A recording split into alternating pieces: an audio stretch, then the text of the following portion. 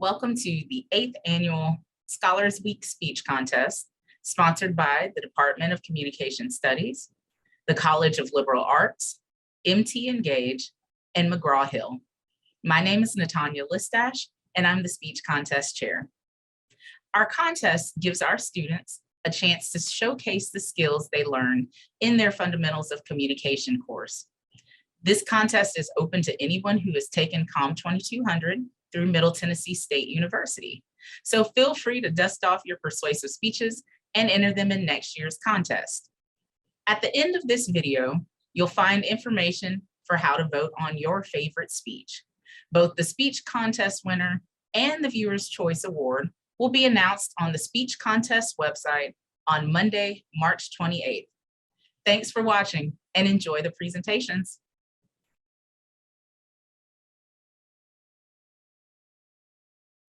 Imagine a field with lush vegetation and sprawling wildflowers and animals frolicking everywhere. Believe it or not, that could be your front yard. Hi, my name is Harden, and today I want to convince you all to stop mowing your lawn and instead promote biodiversity. To prepare for this speech, I've used research from a horticultural researcher, the U.S. Environmental Protection Agency, the National Forest Foundation, the official Tennessee's native plant list, as well as my own personal observation over the last 2 years, among other things. So to begin, let's discuss why mowing your lawn is a major issue. Mowing lawns is one of the most dangerous, prevalent, and yet encouraged issues in the U.S. today. For one, it destroys the environment.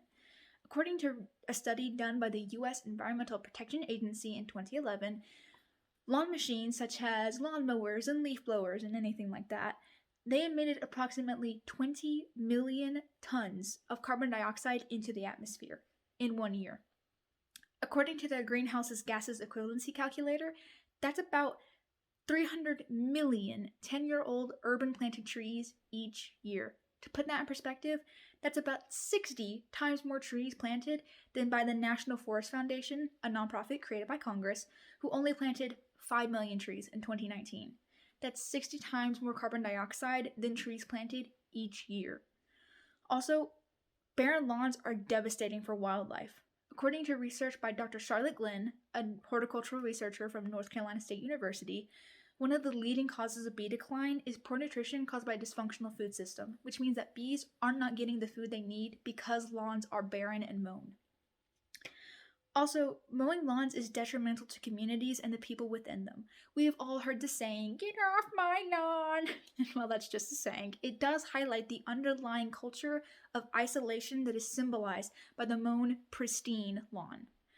More importantly, though, the expectation to mow your lawn is inherently classist and ableist. A quick look at both Home Depot's and Lowe's online websites showed that none of their gas push mowers were below $100. They averaged from $200 to $300 or $400 to $500, and some of them were above the $700 and $1,000 range. For many low-class Americans and even middle-class Americans, that money is needed to go to utilities and rent and bills and groceries and gas and anything else. Also, if you're physically disabled in any way, whether that's from chronic illness or say you're recovering from knee surgery, there's no way that you can safely operate a gas push mower or lawnmower. And if you're distracted because you're tired from work, you're fighting with family, or any other mental health issue, you can easily get hurt while being distracted. In 2018, Johns Hopkins researchers and the public health reports estimated about 6,000 people were injured from lawn machines every single year, and that can easily be you if you're distracted.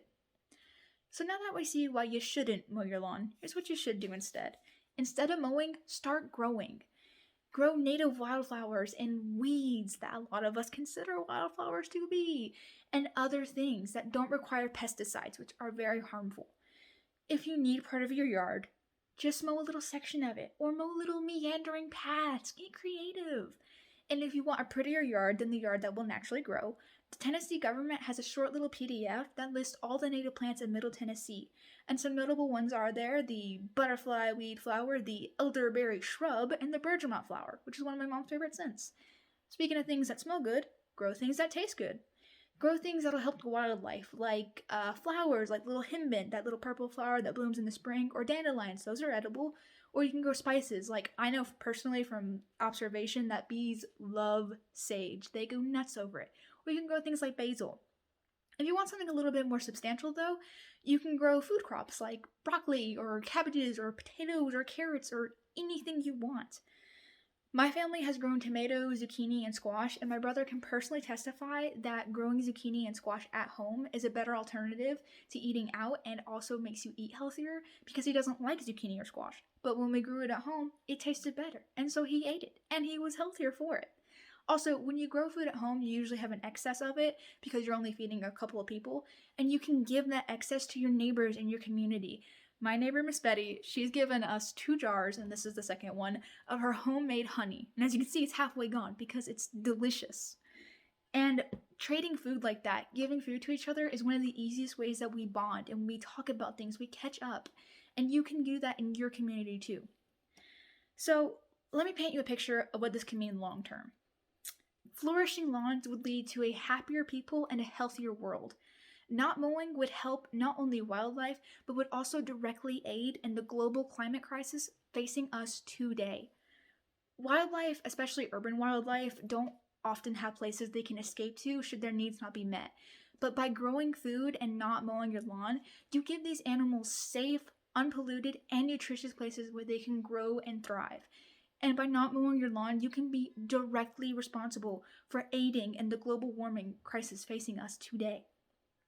Imagine entire communities where the basis, the norm, is sharing fresh, free food. Not only would that make people happier, it'd also make them healthier because they would have access to fresh, free food even if they're poor, even if they live in the middle of nowhere. And by creating that norm of sharing and caring, you create an entire system, a culture, and a people who are sharing and caring on the norm, and that is what is expected. So, in conclusion, it's time to stop mowing your lawn and work for a better future.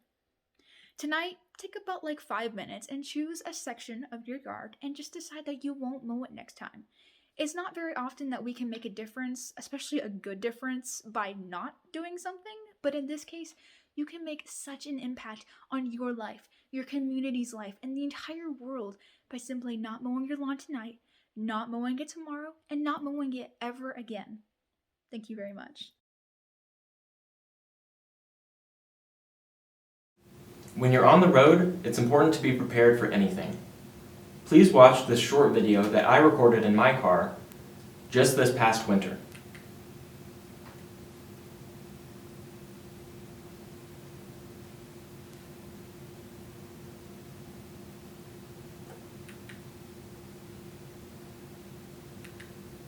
Fortunately, no one was injured in this incident. Today, I will discuss the importance of using a dash camera in your vehicle. I am credible to speak on this topic because I have researched information from insurance companies, statistical research teams, the U.S. Department of Justice, as well as testimony from a fellow consumer. I will begin by telling you about the need to ease the stress and hassle that comes along with getting into a car accident. Car accidents and subsequent costs to make repairs to vehicles and pay medical bills can be extremely expensive. Not to mention the time-consuming headache that is involved with dealing with insurance companies and determining who is at fault in the accident. Not only are car accidents expensive, they are also common. Chances are you or someone you know has been involved in an accident. According to a report by Statista, in 2018, there were approximately 5 million car crashes that involved property damage, and 1.8 million that involved injuries in the United States. A recent examination of the economic impact of auto insurance claims by Insurance Quotes and Quadrant Information Services found that drivers who make an insurance claim of $2,000 or more will see their premiums increase by an average of 44%. Determining who is at fault in an accident can also be a difficult process. According to Allstate, after you file a claim, usually an insurance adjuster will gather the specifics and details of the incident, including the police report, interviewing parties involved, and examining photos. Some of the most useful evidence in determining fault in an accident is demonstrative evidence, such as video. A low-cost dash camera, relative to the price of your vehicle and the price of insurance premiums, that records what your car sees both in front and behind of you can provide clear and valuable evidence of both facts and fault in the case of experiencing or witnessing a car accident. These cameras can be installed in under an hour and are charged by the cigarette lighter style auxiliary power outlet found in your car's center console section. Most also come with internal batteries that allow you to still record even when your car is not powered on, such as when it is sitting in a parking lot or a driveway. When the camera is on, it is constantly recording footage onto an internal SD card. When this SD card is full, the camera automatically overwrites the old footage, meaning you do not have to work to maintain it after it is installed. To get the footage when you need it, you can simply connect the camera to your computer, or some newer models are equipped with Wi-Fi and Bluetooth that allow you to download the footage directly to your cell phone. Now that you see how simple they are to use, let's look at how they can help you out. A dash camera can help you avoid becoming the victim of a crime known as auto insurance fraud. Imagine you are driving your car when suddenly a driver pulls in front of you and slams on its brakes. Then, this driver claims that you are the negligent party in the accident. Luckily for you, you had a dash camera recording the entire incident. With dash camera footage, you have evidence that you can present to both the police and insurance companies to support your side of the story. According to U.S. federal prosecutors in New Orleans, after an insurance fraud scam was exposed, it was determined the victim trucking and insurance company paid out approximately $4.7 million for the fraudulent claims associated with the staged accident.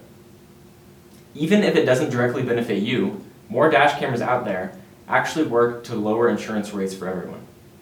U.S. Attorney Wilfredo A. Ferrer states, "Staged accident automobile insurance fraud is not a victimless crime. Rather, it affects every driver, as fraud inevitably causes our insurance rates to rise." According to an accountant and runner from Connecticut, Adam Osmond, in an article by Consumer Reports, he uses a dash camera for accountability during police interactions. Osmond was able to get charges that he was on his phone while driving dropped by providing interior dash camera footage that proved otherwise. As you can see, a simple investment can lead to a host of benefits. Now is as good a time as ever to invest in a dash camera. Below, in the description of this speech, I have placed links and resources to learn more about dash cameras and which models to potentially purchase. No one likes to get scammed. No one likes to pay expensive bills. What you will like are the 5 minutes that you take after the speech that could save you hours of time and thousands of dollars in your future. Thank you.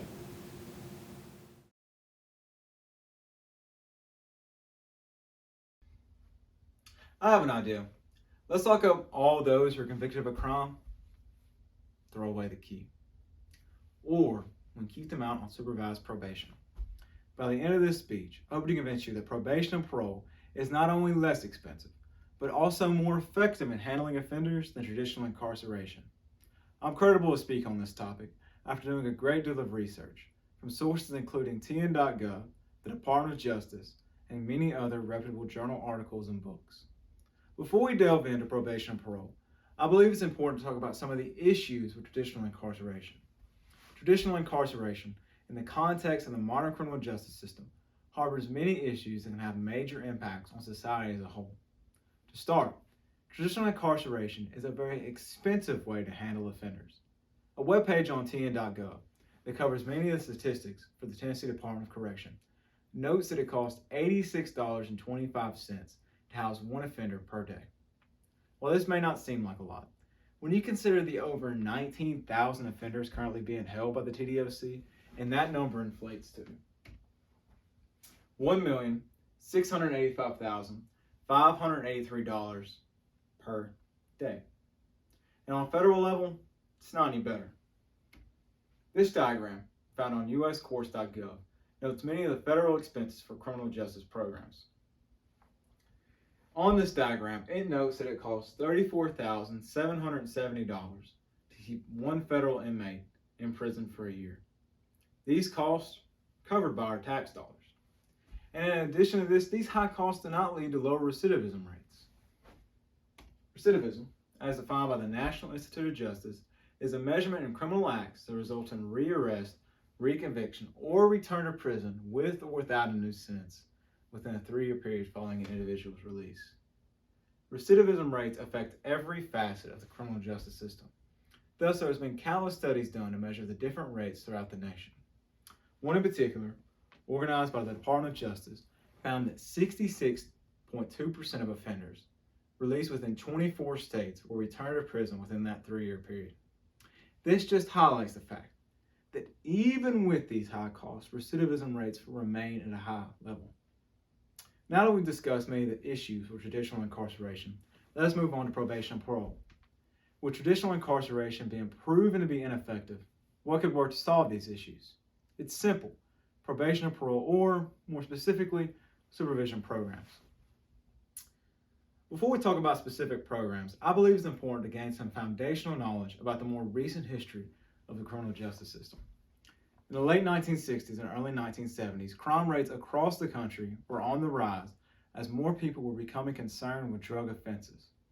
To go along with this, as noted in the book, What Works and What Doesn't in Reducing Recidivism, criminologist Robert Martin released an article around this time in which he testified that nothing works, that no supervision programs had any effect, positive or negative, in reducing recidivism rates.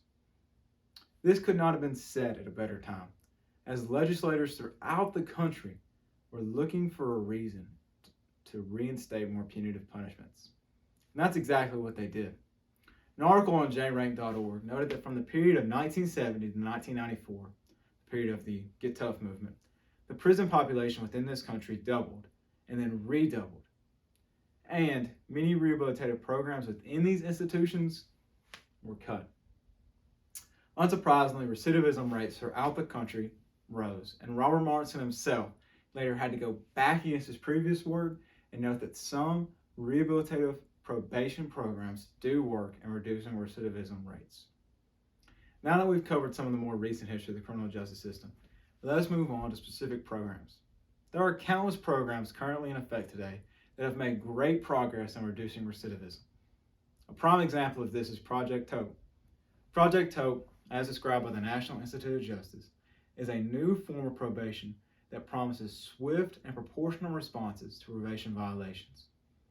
While more traditional forms of probation may see an offender being sent directly back to prison after violating their probation, Project Hope looks to increase the number of sanctions in order to keep offenders out in the community so that they can take advantage of rehabilitative programs. And the numbers show. This chart, found in a White House article entitled Alternatives to Incarceration, shows the difference between those on traditional probation, which already have lower recidivism rates than those on traditional incarceration, to those on Project Hope. Focusing on this first bar right here, first two bars I should say, as it shows the difference in rearrest rates between those on traditional probation and Project Hope.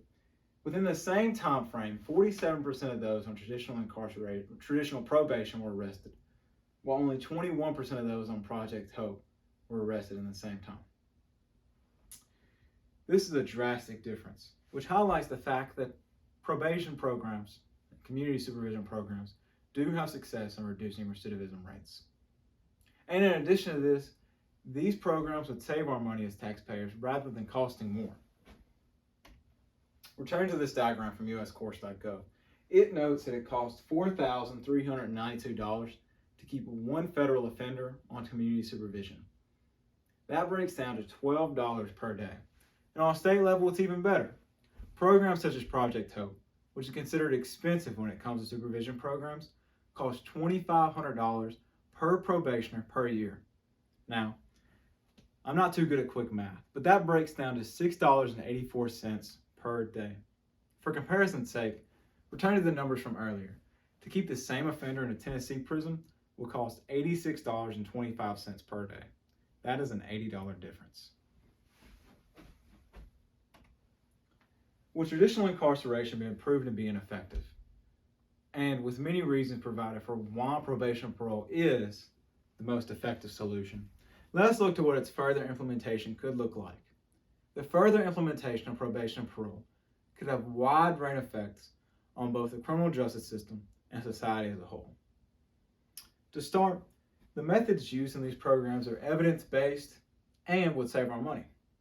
To continue down this path of traditional incarceration would mean turning our back on countless studies which prove its ineffectiveness. And, as mentioned before, they would save our money rather than costing more, thus allowing for more funds to be allocated in more popular community needs.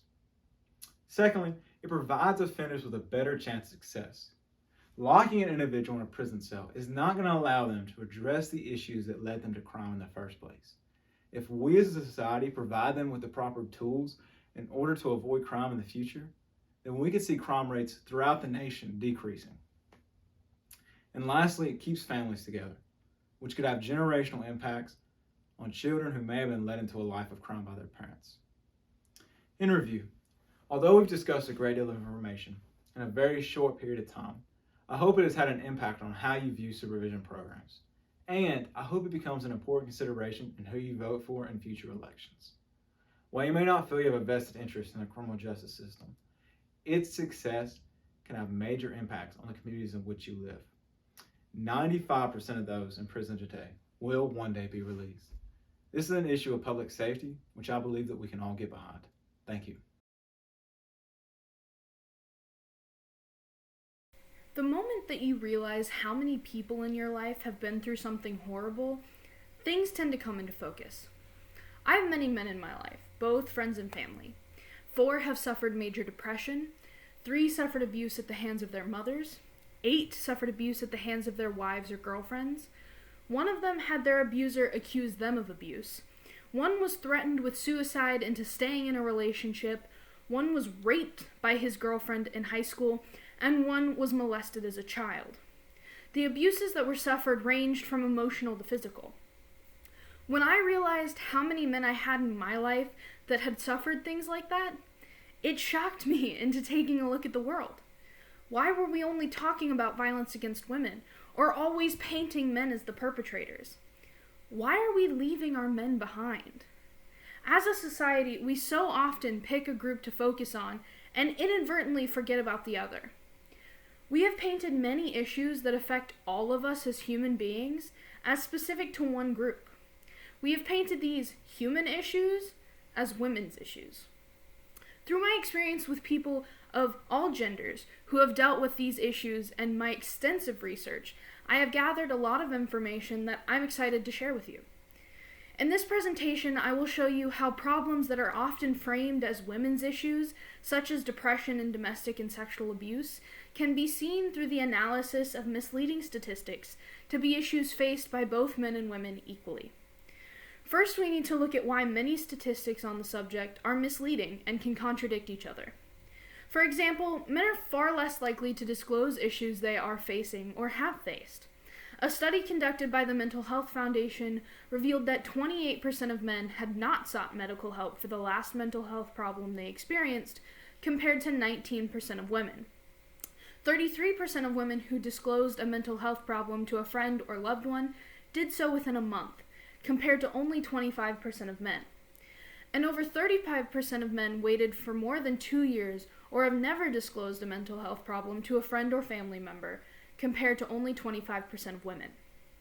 According to the paper Accuracy of Adult Recollections of Childhood Victimization, Part 2, Childhood Sexual Abuse, by Kathy Spate-Whittam and Suzanne Morris, female psychiatric patients have been found more likely than male patients to report histories of sexual abuse, as well as being more likely than male patients to reveal childhood sexual assault experiences to therapists. Men are also less likely to understand that what has happened to them is wrong or is abuse. According to the paper by Whittam and Morris, only 16% of the men with documented cases of sexual abuse considered their early experiences to have been sexual abuse, compared with 64% of sexually abused women. When we know that men are far less likely to disclose or seek help for these issues, we can easily deduce that any statistic relating to these issues will show a lower number of men suffering from them than what is true. If the men don't come forward, then researchers simply can't know the true number of men affected. This can even apply to the statistics that I've just given. It is very possible that those percentages are higher in reality, but we can't know because men won't say. Now let's get into the specific issues this affects.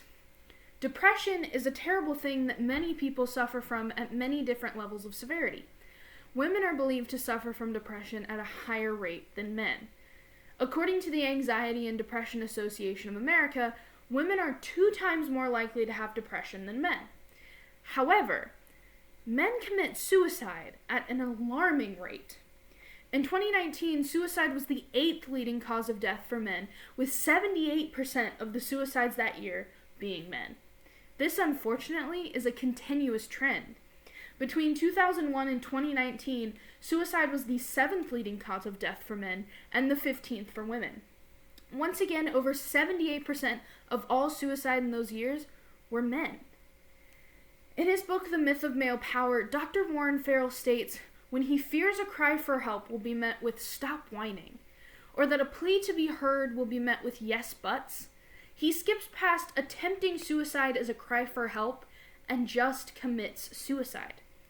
Thus, men have remained the silent sex and increasingly become the suicide sex. Not only do we now know that men are far less likely to come forward when suffering from mental health issues, but we also know that they commit suicide at a rate that is more than double that of women. From this information, we can easily deduce that men most likely suffer from depression at a much higher rate than we think. Now let's look at an area in which men are often completely forgotten. Men suffer from both domestic violence and sexual assault far more often than we're led to believe. 1 in 6 is an organization working to support male victims of sexual abuse. According to their website, 1 in 6 men have been sexually assaulted in their lifetime.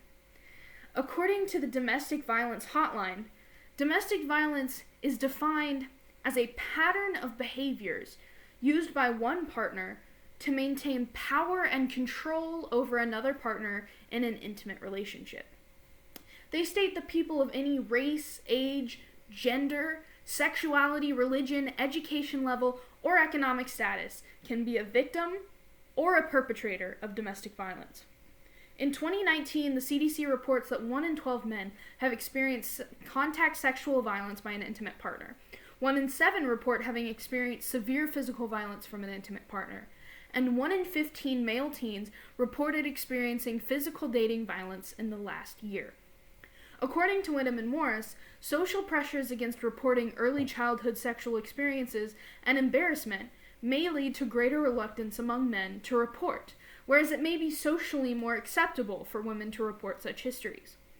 Sexual assault is hard for anyone to deal with. Victims often have a very hard time coming forward because of feelings of shame.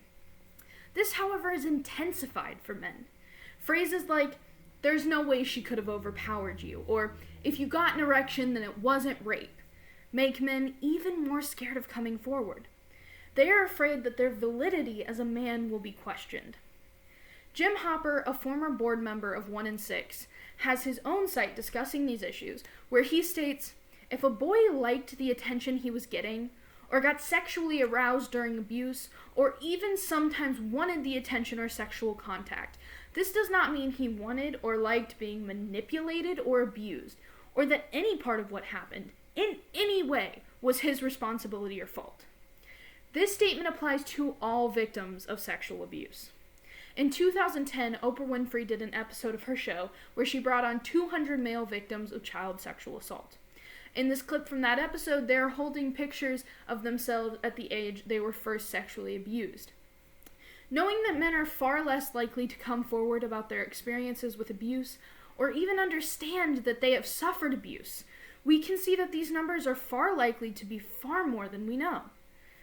I hope the information that I have presented to you today has shown you that these are human issues, and we should all be working together to change this for everyone.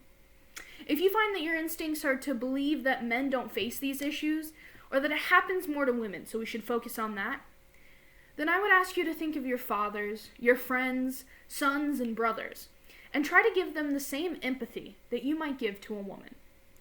You never know if they're dealing with something like this or have in the past. No one deserves that, regardless of gender. In his book, The Myth of Male Power, Dr. Warren Farrell quotes attorney Ronald K. Henry, who states, "The weakness of men is the facade of strength, and the strength of women is the facade of weakness."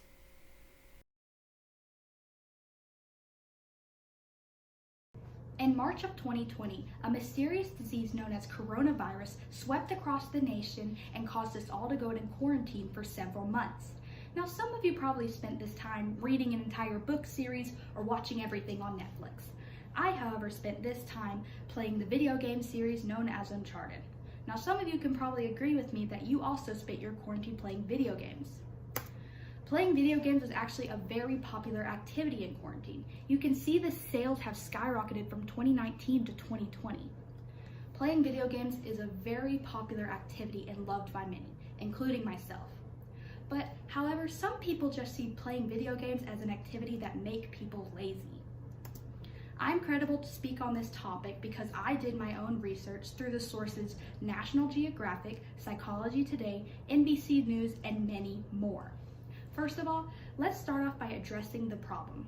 So many parents and adults think that playing video games is just a way for people to be lazy and it's unhealthy and bad.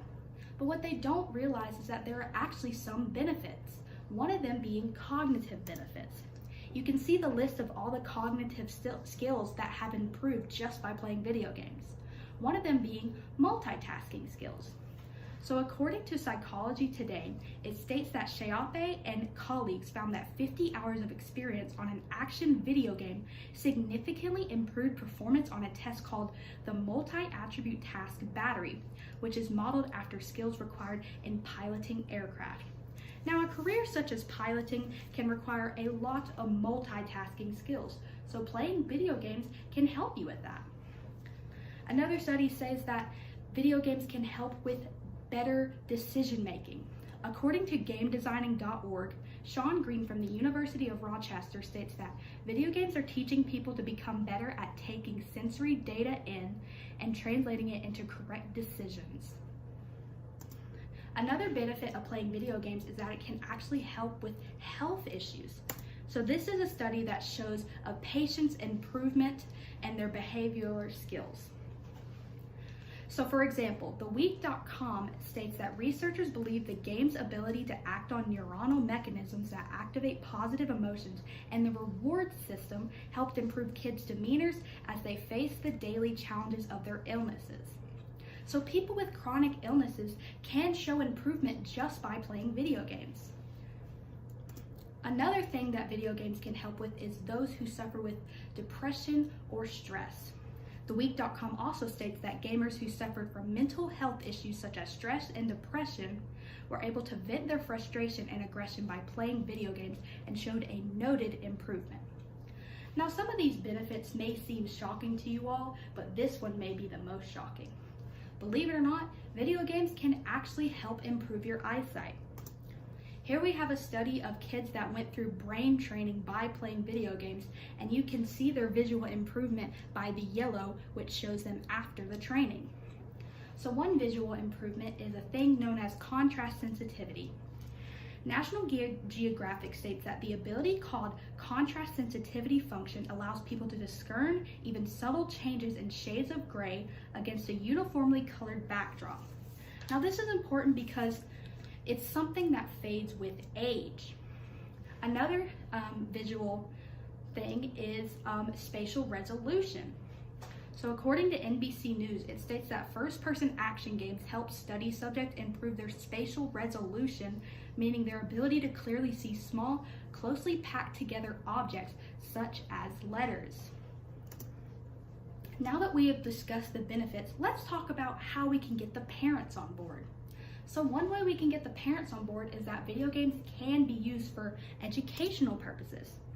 Here we show that video games are actually very popular in schools, as you can see by the 95% of teachers that use video games for their learning. So so it can help students learn math, science, reading, or history. Another educational benefit is that video games can lead to fulfilling careers. So for example, Psychology Today states that in an experiment, novice surgeons who were provided with experience with video games improved their performance in laparoscopic surgery compared with control group of surgeons who did not have that experience. So even if you wanted a career as a surgeon, video games can still help you improve. Now, Another way that we can convince the parents is that video games can actually bring families together. A study was shown to see how video games can impact family satisfaction and closeness. According to Sage Journals, it states that the results showed that the more frequently family members played video games together, the better family satisfaction and family closeness they have.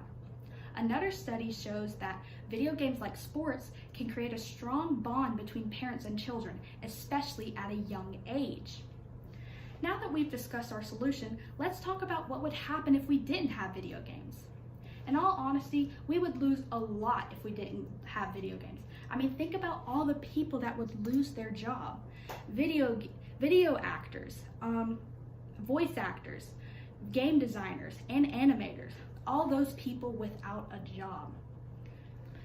Also, if we didn't have video games, a bunch of people would be losing cool, diverse career opportunities in video games. Another thing is that without video games, we would be losing a great source of entertainment. So video games provide an immersive and interactive form of entertainment that you usually can't get from books and movies. So, in conclusion, instead of just automatically assuming that video games make people lazy, try to think about the benefits and the impact instead of taking away that console. Video games are actually an influence to many movies and TV shows today. So why not let video games influence you?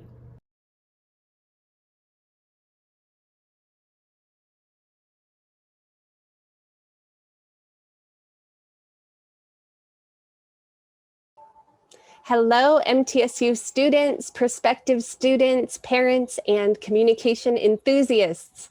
I am Dr. Roberta Chevrette. I'm a faculty member in Communication Studies and Women's and Gender Studies here at MTSU. I'm here to tell you a little bit about the major in communication with a concentration in culture and social influence. The study of culture and social influence emphasizes communication skills that will help students make a difference in their careers, their personal lives, and their communities.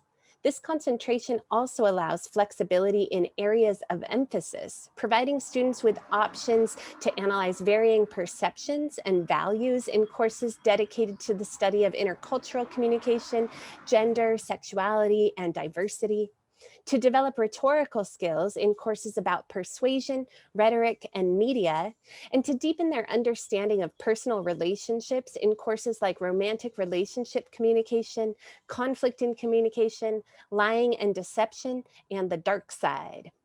Because communication is a top sought-after skill by many employers, the degree offers entry into a wide range of careers, while also preparing students for graduate studies, community service endeavors, and personal development and growth.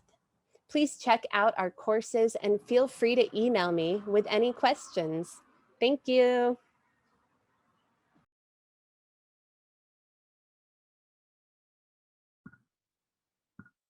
Hey everybody, I'm Dr. Betsy Dalton from the Department of Communication Studies.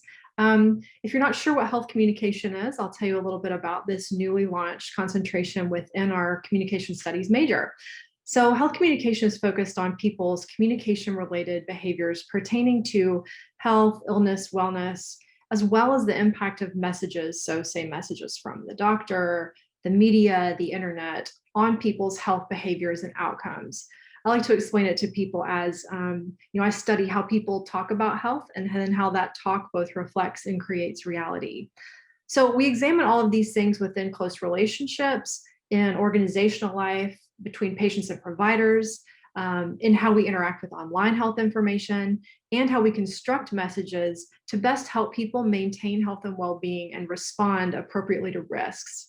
So this is a really great major for anyone who might be interested in becoming a communication professional in a health organization, or is just otherwise interested in the health field, but maybe not as a direct care provider.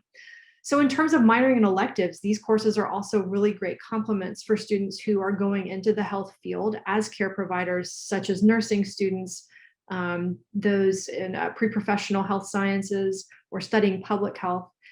and feel that some social science background, in addition to what they're doing, would round out their educational experience. So if you're interested and you want to come test it out, we're offering an on-ground Intro to Health Comm course this fall, as well as a course on health risk communication and a health communication theory class as well.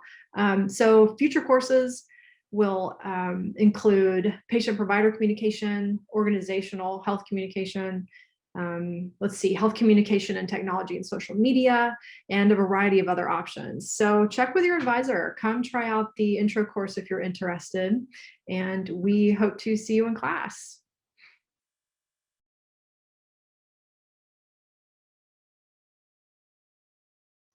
Hi, everybody. I'm Dr. Janet McCormick.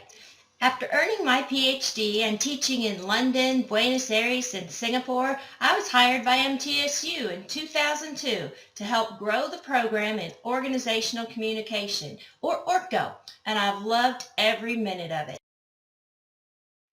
Students drawn to the ORCO concentration are those who are focused on succeeding in organizational life in a multitude of careers by being confident, effective communicators. The ORCO concentration is composed of exciting, practical, career-oriented courses, both on-ground and online, in such topics as listening, interviewing, team or group work, training, consulting, auditing, leadership, and much more. Almost all of our courses include hands-on or experiential learning opportunities in preparation for profit or nonprofit work in a global workforce. Our alumni network is strong and active on social media and in the community. In fact, they're seeking you as interns, volunteers, and even future colleagues. ORCO faculty are knowledgeable, experienced, outgoing, and excited to work with students just like you. Think about making a difference locally, regionally, nationally, and internationally. Think about ORCO. Check out our website and send me an email. I look forward to hearing from you.